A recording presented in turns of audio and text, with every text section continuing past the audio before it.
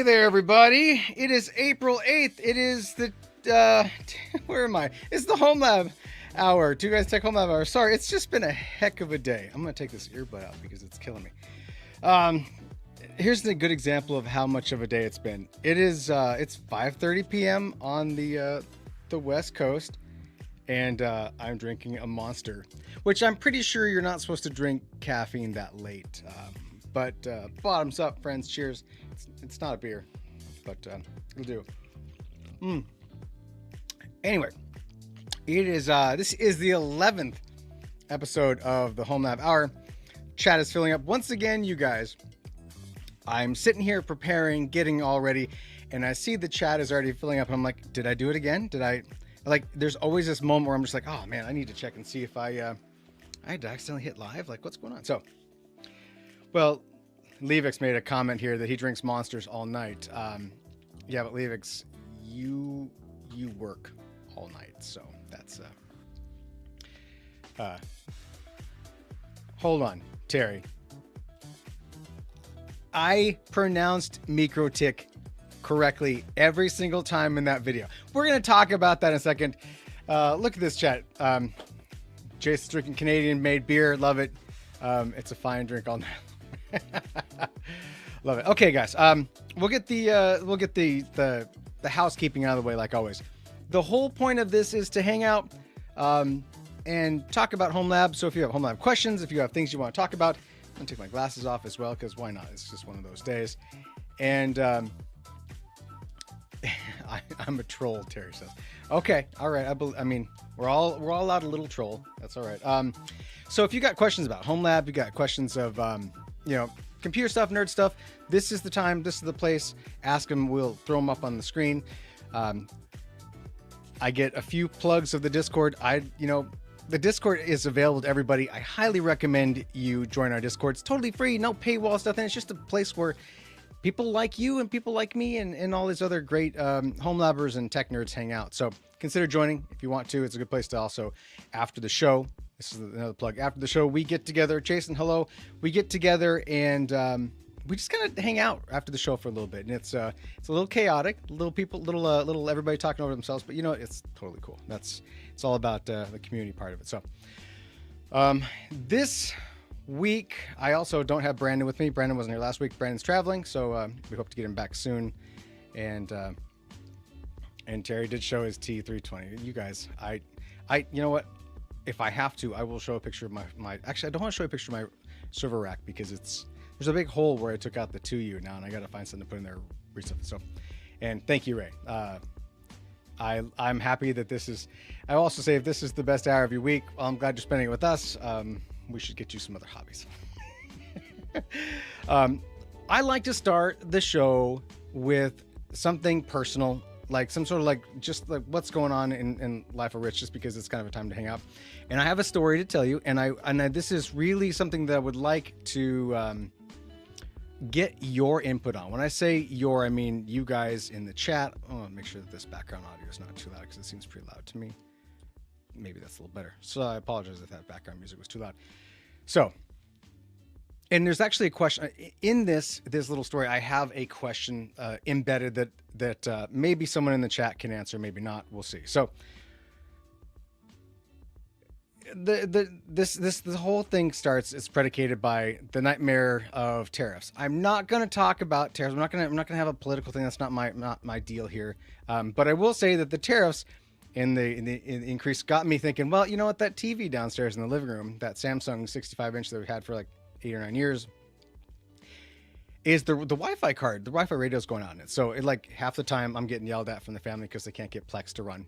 And so they're like, so I was like, this is it. If TVs are going to get more expensive, I better go get one now. So drove to the Best Buys. And yes, I call it the Best Buys. I know it's Best Buy, but it's the Best Buys, whatever. And there's one that's not too far from my place. I mean, it's the West Coast. There's Best Buys everywhere. And I get there, walk in, find a TV. Like, this is going in the living room. I'm not going to watch it. So my interest in actually making it really nice and like OLED and stuff like that is very low. Like, I'm not going to spend the wife and kids are going to watch this. So I don't, whatever. So we find a TV. It's an LG.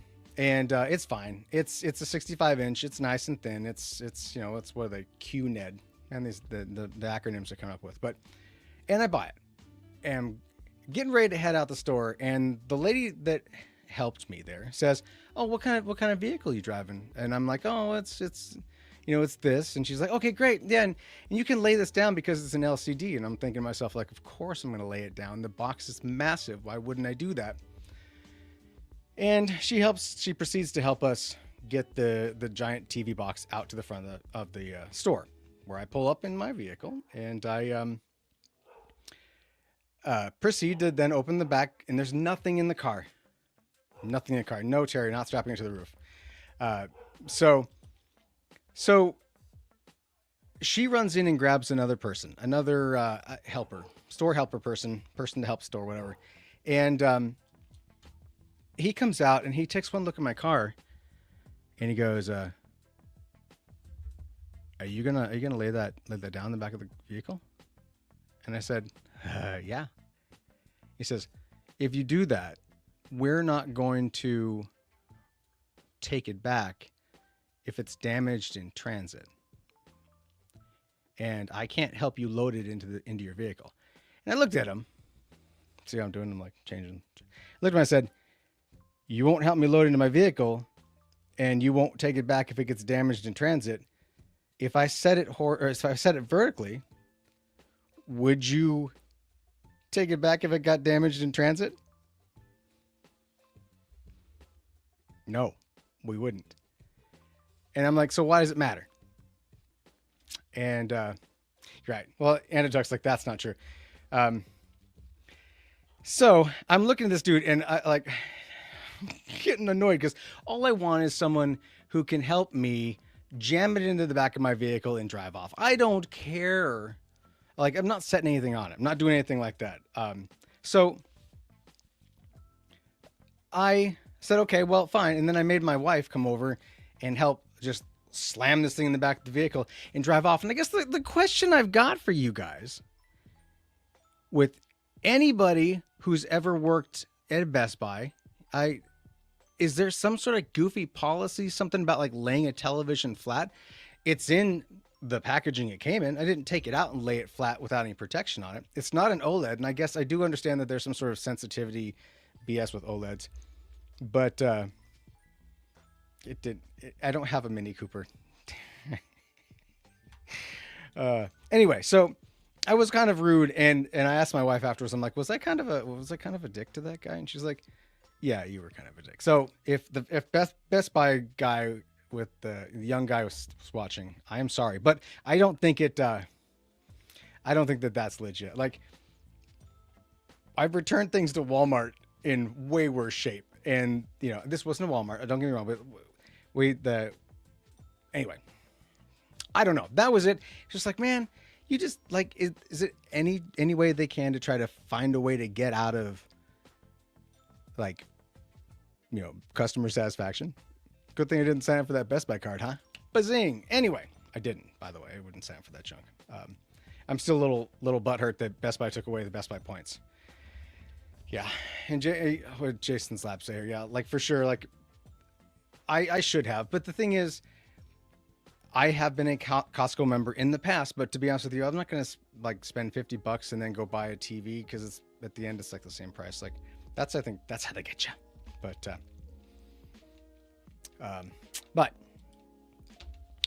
anyway, so with that, let's talk about yeah. Okay. Okay. What did Adam say here? Like, yeah, laying a fridge over on side. Yeah, because you've got oils that are mixed in with the Freon, or Freon equivalent, that keep the compressor lubricated. I get that. And yeah, you just set it back up vertically. Like, they just shove these things in containers, right, and shove them overseas. So I don't know. It was kind of a ridiculous thing, but come up with an idea, Jason, and we can talk. That's all I'm going to say. All right. So let's get to what came out last, because I really want to talk about this. And I gotta say, is this not, sorry, I hit the mic there. Is this not the goofiest photo of me? And for those of you who hate like these reactionary, like, things, I'm sorry, But the problem here is faces like this, my face looking goofy like that, is people click on links. They just do. And so yeah. So anyway, so I want to talk some more about this. So the video just came out yesterday, and it's about, we're speaking specifically about the MikroTik CRS510. There's a whole bunch of other letters and numbers after that, but you know what, Antitux, you can absolutely take my face and use it. Just do it.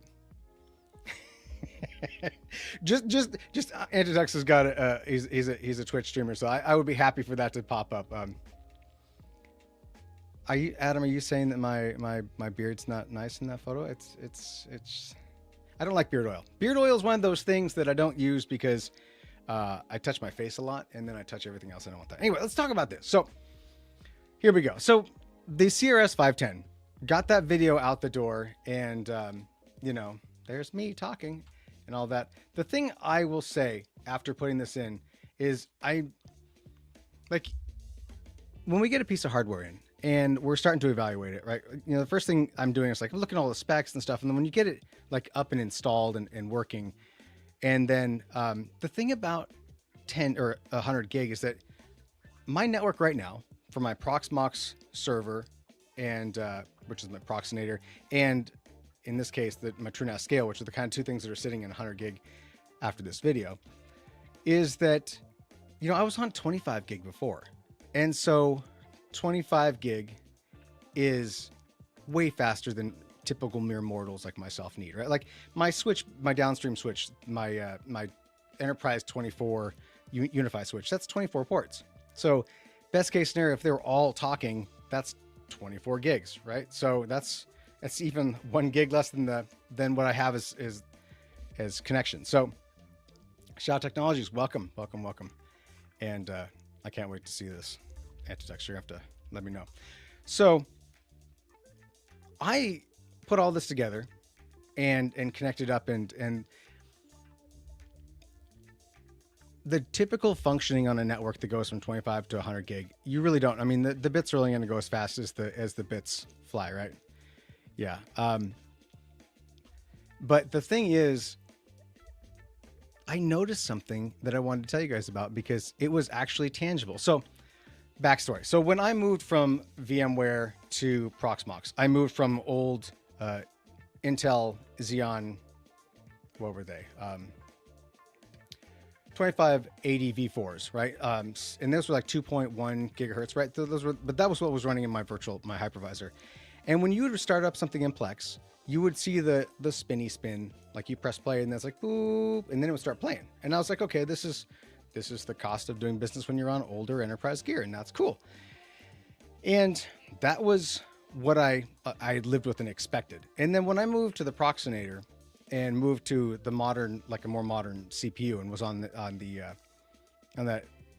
AMD, the ROM that I'm on right now, the user experience changed. Like I would press play and it'd be like maybe a quick bloop, but just like almost instantly it would come up. So it was like play, press the play button, and then it happened.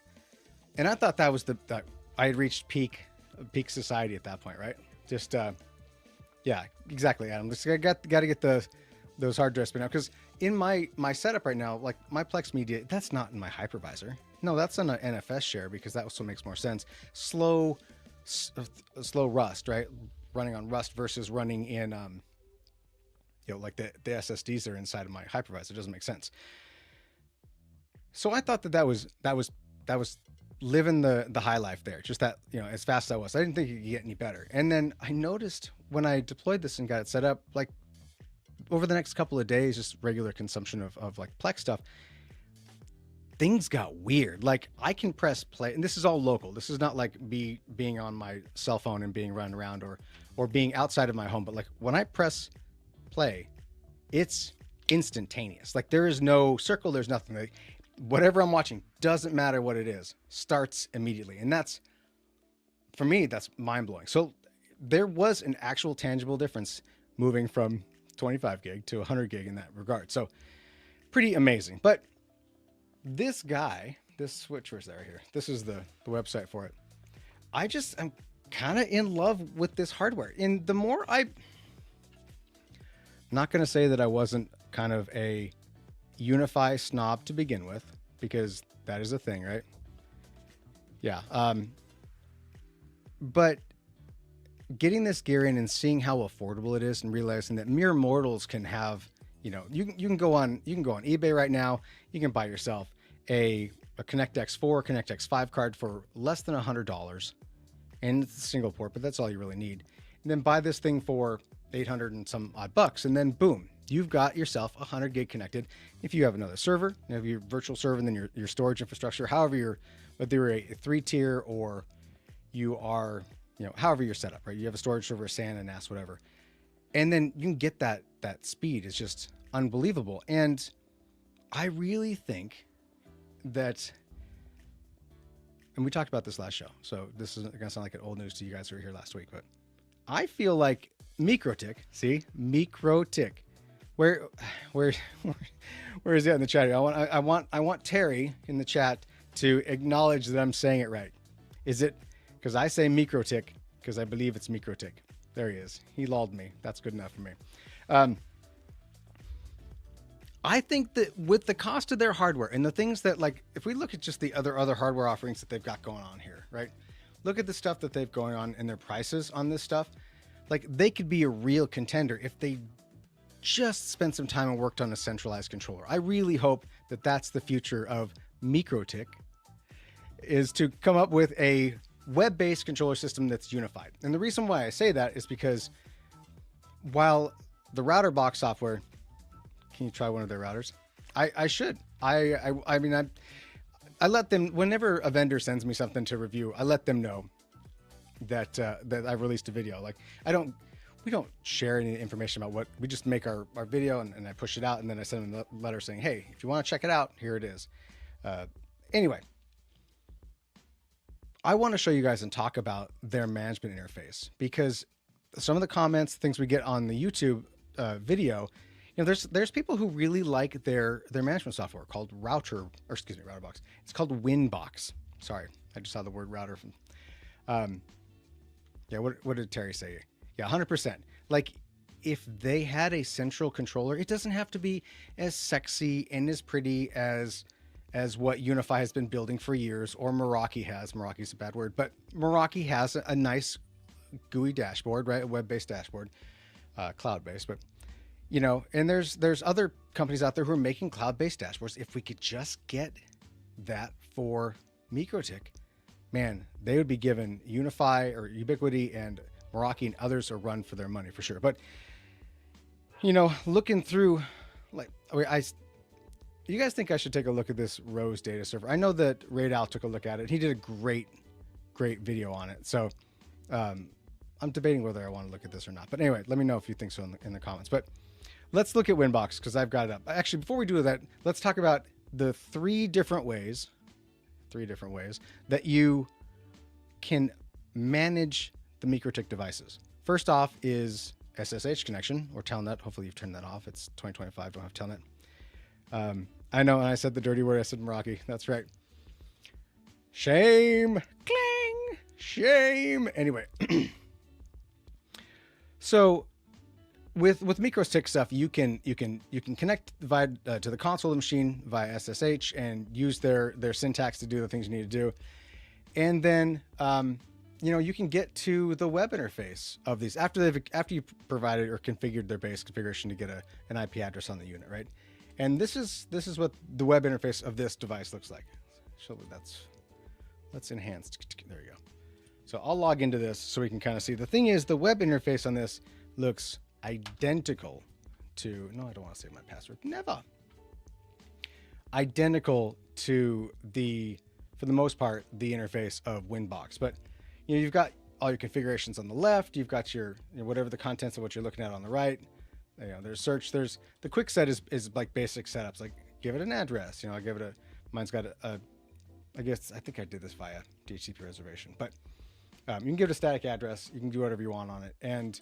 But on the side here is where the router OS software is configurable. And man, oh man, if they were actually pulling off some of the stuff, like Jason's Lab commented just a bit ago in the comments, like, you know, if their router stuff is doing, like, they've got all of the routing functionality, BGP, you know, all, you could, I mean, this is legit gear if it's all inside this the router OS. This system, I think, is like the one, the CRS510 is really kind of geared towards a switch, layer 2 switch. It does have some layer 3 functionality, but honestly, I don't think I would suggest using it in that capacity. You probably want something, if it's slinging a bunch of packets, it's got a completely functional CPU for what it needs to do, but routing, depending on how they're, you know, offloading or managing routing functionality, you might want to get a bigger box, a little bit more horsepower for layer 3 stuff. So, oh, look at this. Just gotta say it. Shadow Technologies, it's opinion time. I'm glad you're moving off Meraki. That's great. I aspire to do the same in my professional life in the future. But moving to Fortinet, can't you move to Juniper or somebody else? I mean, come on. Does the VPN well? That's a good question, Adam. I haven't done that. I think I need to get a different box that's in a out of the pan and in the fire. I'm sorry, I gotta say it because yeah, there's a WireGuard menu down here. Let me find out where's that. Where's it at? Terrorist things, turn it off. Where's that? It's fun when someone else says, I see something on the screen and you're like, where is it? I need to make this smaller so I can actually get to all the user stuff here. No, it's too small. Here we go. So, bridge, MPLS routing, queues, tables, interfaces, VXLAN, VLAN, VF, MAC, bonding. I don't see it, but I need to experiment with some of the other VPN functionality stuff, because this has got a lot in this, right? There's I'm not going to go and read through each one of these because that would be ridiculous and you guys would leave. But just the sheer quantity of functionality that is effectively inside a RoutOS kind of blows me away. But, you know, like I said in the video, for the most part, this is an incredibly basic setup. There's a bridge, single bridge, and that single bridge is set up to have VLAN, and VLAN filtering here is just to turn on VLAN. So that's all there is to it. And then, you know, back to the VLANs, just generate the VLANs. For the record, just so we know, VLAN 66 is my IoT network. So, or is it below Ether interfaces? Oh, WireGuard. Yeah, right there. So thank you. So this, I don't want to try it with this because it's running basically just primary functions, but I should probably get a hold of MikroTik and have them send me one of their routers just to play with, because that's an interesting thing. But anyway, so this is just the web interface, right? And just so we're clear, this is what the web interface looks like. This is the functionality. You can see I have one QSFP port that backhauls up into my core network switch. It sees all 4 of the potential 25 gig interfaces that are inside of a 100 gig connection. So, but you only see these things moving right now. It's pretty quiet. Yeah, 60 megabits. It's not, I mean, not that much moving. So now if we go to look at the Winbox software, let me change over to that thing. So boom. I wish this was a little easier, friends, but so this is Winbox. This is a application. This is their beta version of Winbox. They've got an older version of Winbox that does look like it's from Windows 95. And as much as I like to relive the good old days, it's also not something that I want to see.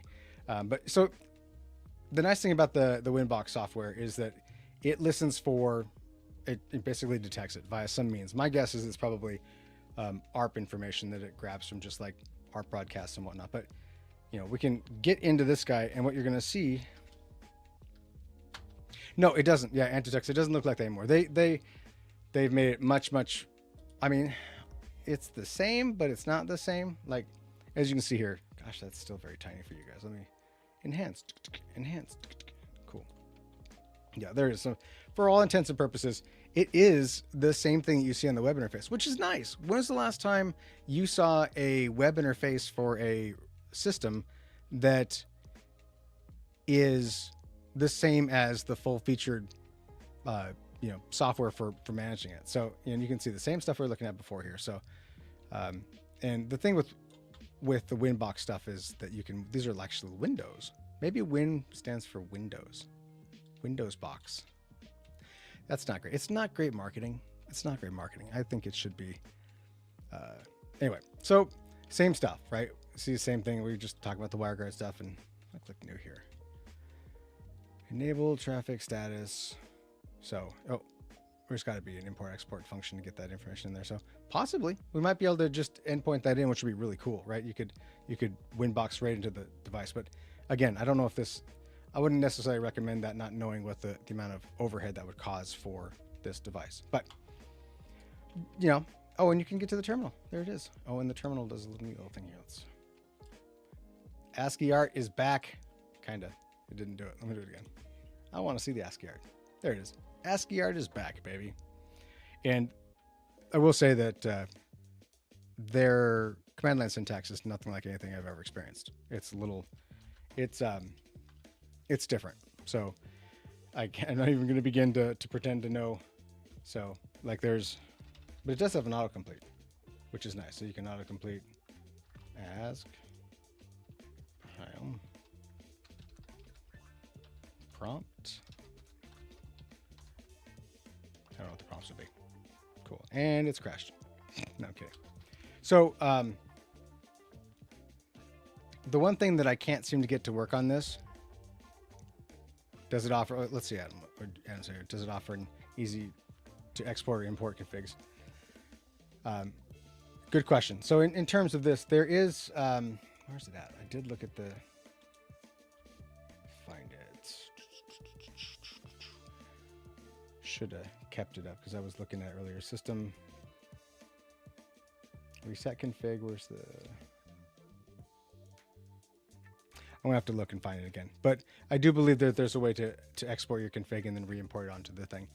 I mean, we could actually probably just go back to our fun show. Is that right? No, there's no show. F1. If anyone knows the command in chat, let's do it. Because it looks like this is really just all the same stuff that we see in the interface up here. So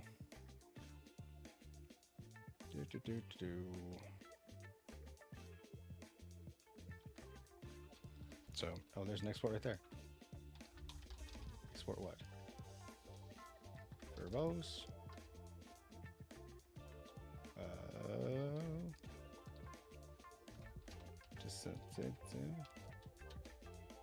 Yeah, there it is. So yeah, you can absolutely do it. That must be what this export command is. Oh, look at all that. There's not a whole lot that's configured in here, so it's not gonna. But we can go here. So that tells me that I just saw the export function somewhere around here, and so we can probably just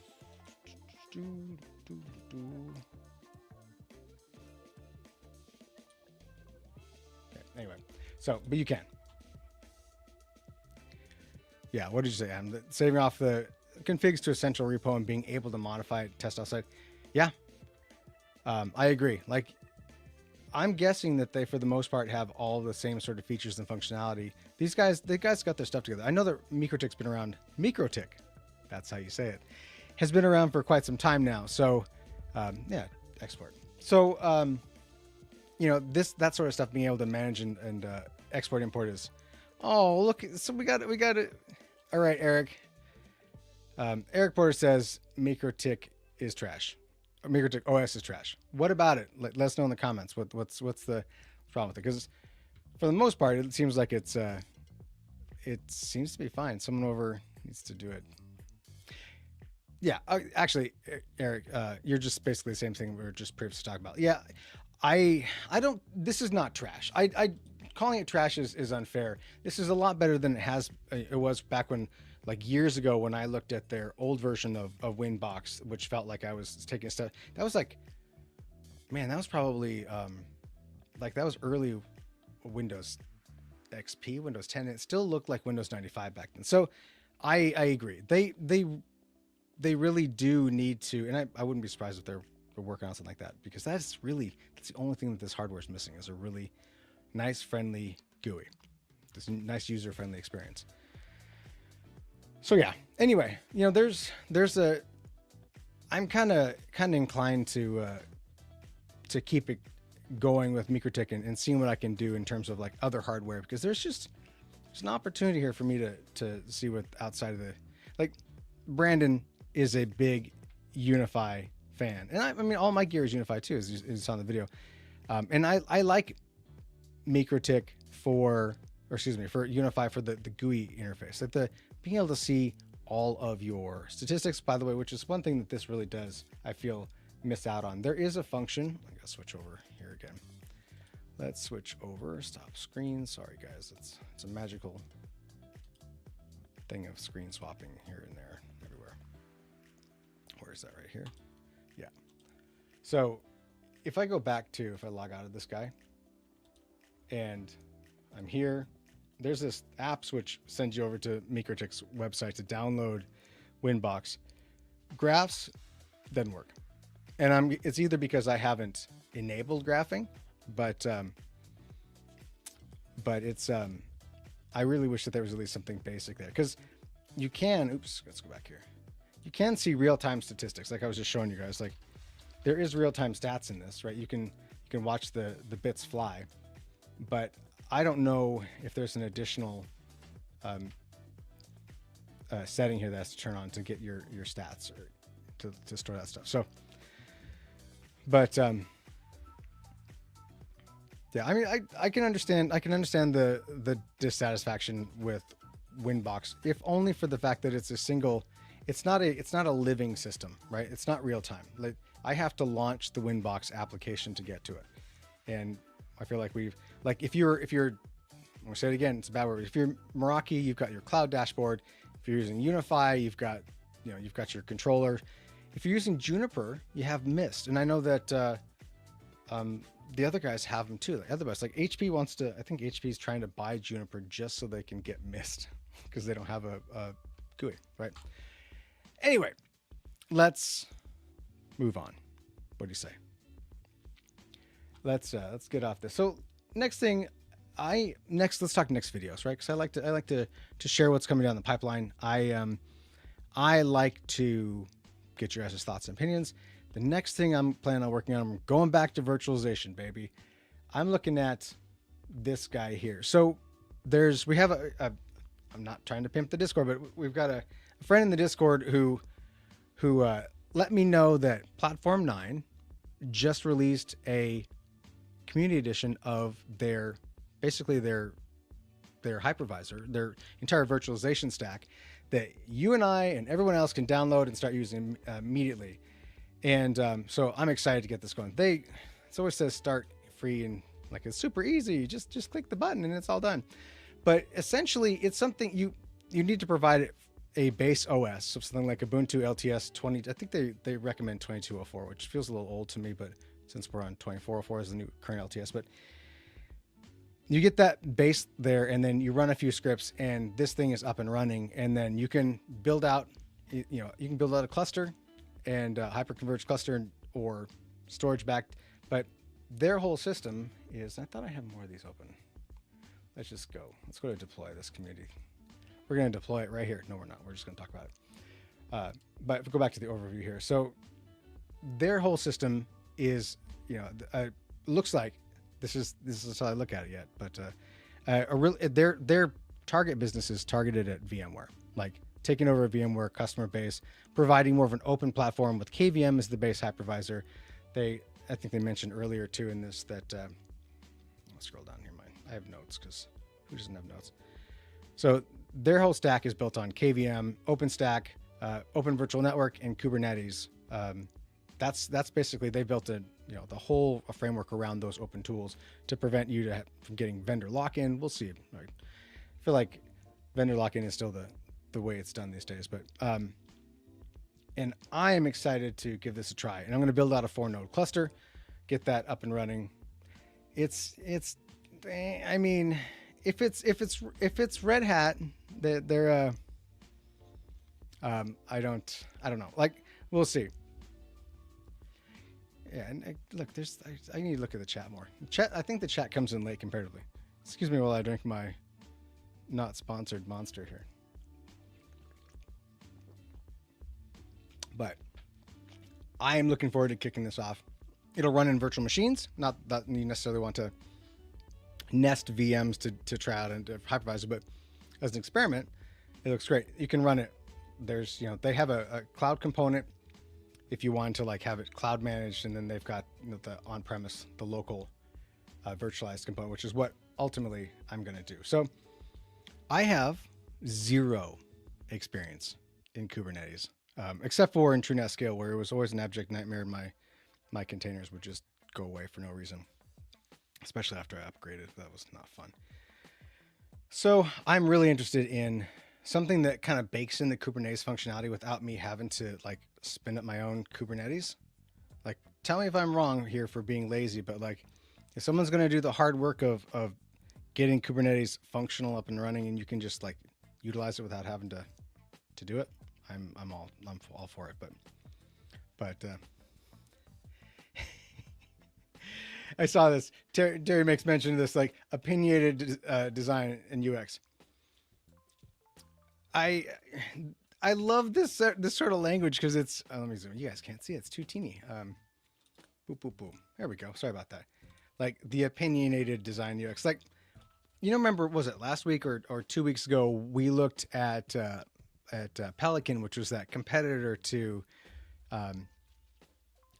the game server, that video that I made.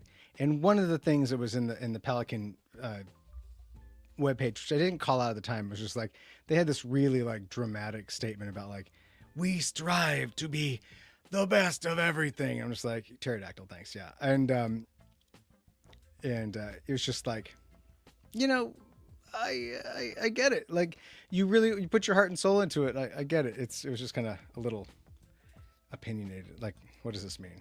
I mean, I'm opinionated. I'm so opinionated, friends, that I made a video on how I thought Proxmox should change their UI. That's how opinionated I am. But I showed pictures. I did it myself. Yeah, and so these chats are coming fast and furious. Anyway, so I'm interested to spin this up. I was also looking at Linbit's Cloud Stack stuff, and let's see if I can pull it up real quick, dude. No, that's the wrong window. I just lost myself. There we go. Come over here, and let's go here. Linbit also has a similar. Sure, just give me essential cookies. They have this guy. They have their Cloud Stack HCI, which basically is a wrapper to install Apache Cloud Stack. Enhance in under 20 minutes. Here's this was originally the most recent video I was going to work on. I couldn't get this to work.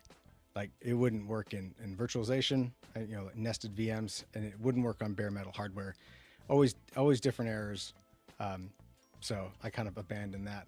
And so I'm really hoping that when Platform 9 says it's just like, you just boop, boop, boop, 3 things, and then off you go and it's working. That's the future we all deserve. So that's going to come, and I'm looking forward to that. So, and it's been a while since we've done a video on virtualization. I got a question earlier today from somebody who was asking if we heard if Scale Computing had come up with their own hypervisor version yet, and or HomeLab version, and they said no, not yet, not up yet. So there was a lot. Remember when the VMware stuff happened and the vMug stuff happened and everything, there was a lot of companies that were talking to me who were like, yeah, we are working on our community edition, our HomeLab edition. It's going to be there. It's coming. Just wait. It's going to be great. And then they kind of disappeared. So that's a bummer. But, you know, it takes a lot of engineering efforts. And if you're a smaller company who is trying to maximize the world of available, you know, VMware customers that are leaving VMware, you probably don't spend as much time working on your community edition. So, but yeah, I want to get back to this guy. So I'm excited to dig into this, and that'll be the next deal that we go through, and you guys can come along for the ride. Is it your next hypervisor? Wait and find out. Anyway, I don't know. We'll see. But again, that looks like it's a pretty simple and easy installation here. I was gonna see. It looked like they support all the. They even have a free. As part of this, I think they have a free migration tool for VMware. That's how aggressive they're going for it. They're going for the whole, like, you know, if you migrate to us, you can migrate over. Eric said, what did you say here, Eric? So, Red Hat IBM has free dev licenses for OpenShift. Yeah. Is the temperature? Yeah. I'm sorry. I have to put this right afterwards because it feels like it's appropriate. IBM does nothing for free. What is the pulse on IBM / Red Hat these days? There was quite the dust up when they started. Well, when they killed Cent, right? And they turned that into CentStream or whatever, and started pulling back on a lot of stuff. Is the feeling that Red Hat is coming around, or is it still like I know that some people are looking at it for replacements of VMware, OpenStack, that is, right? But OpenShift, excuse me. But I don't know if the world has forgiven Red Hat yet. IBM hat, Red BM, whatever. Anyway, so that's next on the agenda. Look at that, I'm pushing arrows. But yeah, there's that. I'm looking forward to that. It's been, thank Oracle with more red tape. That's will it be Oracle with more red tape and denying that they've had security compromises and their customers' data is leaked? That's the question. That's what I want to know. All right, so let's switch it up a little bit. I just want to talk about this one thing because I think it's hilarious. You guys remember there's an article that just came out earlier. Man, all my things are the wrong size. Earlier this week about Microsoft unveiling their Quake 2 inspired AI demo. We talk about AI a little bit on here. We do a little bit of that. Jason, don't come to the United States right now. It's kind of a dumpster fire. You can't. Whatever you think of Canada, trust me, you're at least for this time, you're better off. Anyway, Microsoft had announced this Copilot gaming function, or that in the past, where they were basically saying that you could do game ideation inside of Copilot AI, right? And they announced their first official, and the name of that product was Muse. And they announced their official demonstration of this is a tech demo. And now I don't want to say that I'm jumping on this because of it's the zeitgeist, but I will say that as a man of a certain age, Quake 2 was one of my jams that we played like crazy. AI would help yeah, same. That's true. Well, the thing is, Terry, I don't know if you've played PUBG lately, but most all of the bots are just ChatGPT anyway. They're just shooting at each other, standing out in an open field. Anyway, you know what, Eric? That's a great question. I have not seen any news from John Carmack about this, because it feels shady when you say, okay, we create a tech demo. Don't worry, we're gonna play it here in a second, so don't get too crazy here.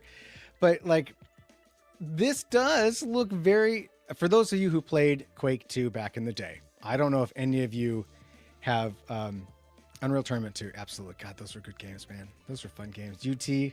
At any rate, this looks to me, for the most part, to look very, very, very similar to the way Quake 2 used to look. Like, you could easily say that we could give all of the assets, or we could make Copilot, ChatGPT, basically play Quake over and over and over again and learn how it looks, right? So let's play it. What do you think? It's pretty terrible, but let's do it. So this is rated M for mature. Well, if I know one thing, I'm not mature, but I will click agree. Okay, can I enhance this so we can make it bigger? Yes, I can. All right, there we go. We can all see this, right? So this, I believe, is being rendered in real time by this Muse Copilot gaming engine. This is not this is happening inside of AI. So we're looking around here. It's a little slow, a little choppy. You can see the weird stuff. I noticed that if you guys notice, it might be blurry for you in the stream, which will suck. But if you come up on certain areas, let's go over here. You'll see this weird thing oh, it looks like that's blurry. What's going on here? But as it gets closer, you can look down. Okay, that looks like just weird chunks. And the chunks move. Oh, look, it's this. Okay, whatever. Those are bodies. But I tell you what, like, I was looking at this, and this looks very much like the intro to regular Quake 2. Like, they didn't really... Ooh, there's a bad guy. Can I shoot the bad guy? How do I shoot the bad guy? F? It said... what is... Scroll. F is attack. Cool, look at that. So, but there's two things I feel about this. And you guys got to tell me what you... yeah, look at the hallucinations exactly. Like, is you walk around like, oh, look, they just kind of show up and disappear. Or entirely disappear. There, it's gone now. But like, is it not fascinating? In like the article that I was looking at from Eurogamer kind of shit all over it. Like, this is terrible. It's not even playable. And that's not really how I see it. I don't see it as like, oh, this sucks because it's not a playable game. I see it as like, oh, like, I can't believe this is a thing. Like, this is happening in the same way that I asked it to rewrite a piece of text that I wrote to make it sound more professional. Now it's playing and generating this. Can I shoot these? Shoot. No, it doesn't look like there's a... Oh, bad guy there. Oh, I'm sorry. I just got kicked out by Microsoft. It's because I said bad things about Microsoft. Anyway. Oh, and it starts over. That's a bummer. I'm going to see if I drop this in here. I don't think you guys can... problem with YouTube is they don't like... Oh, yeah, there you go. So, guys, I just dropped it in the chat there. If you want to do that and go try it for the few seconds that you can, like, then let's get together and let's compare our scores. But I'm telling you, it looks pretty darn good for the, like, look how fast I'm going. Oh, excuse me. Oh, don't shoot. I don't think you can die, so it's not really... But, like, if I have a limited time, I'm going to see how far I can get here. Run! It's the user controls are terrible, so don't expect good things. But this is Quake 2. They might call it a tech demo of something that looks like it, but this is literally Quake 2, guys. It's just... Okay, that door is breathing. Is that door gonna open? No, it's just gonna breathe. It's a breathing door. Whatever. Anyway, I thought that was very, very interesting. Good point, Livix.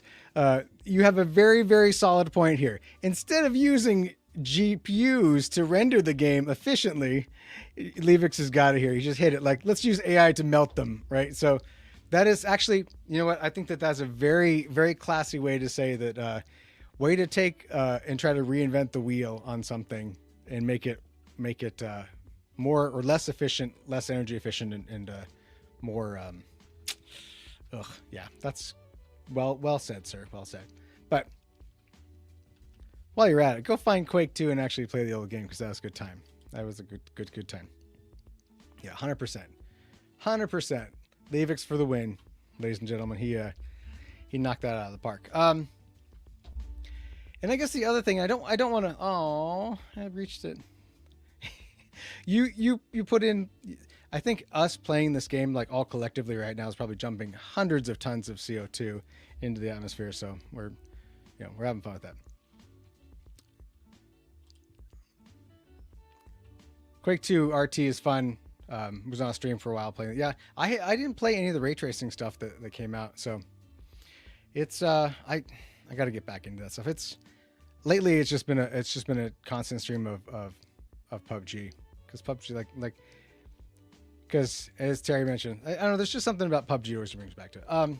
Otherwise, I think we're getting close to the end of the show. I do want to say that I don't want to, like, talk about bummer stuff, because I hate to end stuff like that. But the tariff stuff has really kind of thrown me for a loop too, and so it'll be interesting. The one thing I will say about the tariff things that are happening is that I had a realization last week that, that I think that if the tariffs stay in place, it's going to affect the way you see YouTubers do stuff.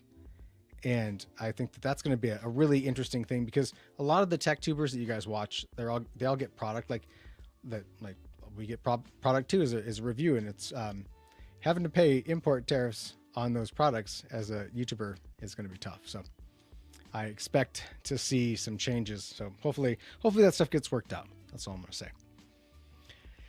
But what did Allison say here? Allison said something.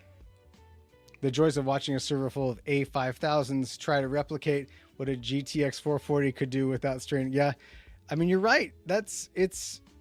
I love it. It's good times, guys. This is I'm not gonna start a new game. I'm gonna start a new game. I want to get my GPU time in. Anyway, we should do speed runs. That's what we should do. We should all get on here and record our speed runs. How far we can get in the period of time that we've got before the thing shuts it down. Run! Run! Look, guys, I'm a gamer, a streaming gamer now. But you didn't think you were gonna see that? All right. Well, anyway. So, all right, let's bring this to a close. Let's go back to here. All right. So, I'm going to hit myself in the face. Tariffs. Yeah. Nothing I can do. Anyway, so with that, friends, I think that we'll bring it to a close.